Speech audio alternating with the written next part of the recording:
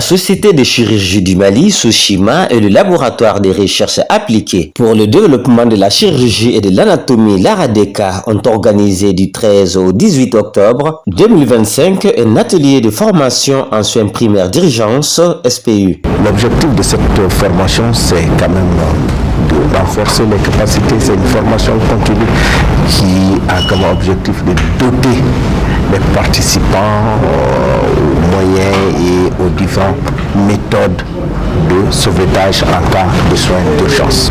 20 participants avec plusieurs facilitateurs qui sont venus de toutes les régions de Gao, de Mopti et dans toutes les zones où le CICR travaille. Cette formation est beaucoup plus axée d'abord sur le premier maillon avant l'arrivée de ces patients au niveau des services de référence comme Gabriel Touré, hôpital du Mali, hôpital CHU du projet.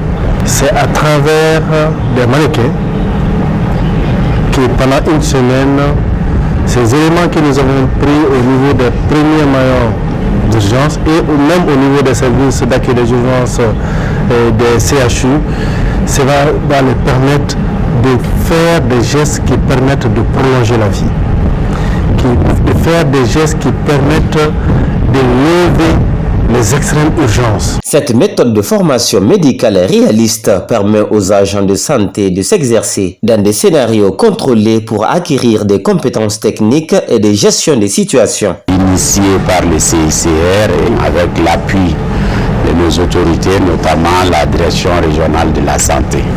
C'est une formation importante parce qu'actuellement, dans nos pays, il y a beaucoup d'urgences, énormément d'urgences. Donc l'urgence, la personne qui est en contact avec le malade d'urgence doit être capable de réaliser un certain nombre d'activités bien codifiées pour essayer de sauvegarder la vie du patient traumatisé ou du patient en état d'urgence. Donc au lieu d'aller apprendre directement dans l'état, cette formation permet vraiment à ce que nos agents puissent apprendre sur les mannequins, des mannequins performants avant d'aborder l'apprentissage sur la personne vivante. Donc c'est pour cela c'est actuellement recommandé de faire ce genre d'approche, notamment par compétence en travaillant par simulation sur le mannequin. Cet atelier de renforcement des capacités s'inscrit dans le cadre du mandat du Comité international de la Croix-Rouge. Le CICR, compte tenu de son mandat, qui est de protéger et d'assister les personnes victimes du conflit ou toute autre situation de violence. Dans ce cadre-là, au Mali, nous menons des activités en partenariat avec le ministère de la Santé. Donc, dans le cadre du renforcement des capacités du personnel, surtout le personnel qui est en première ligne.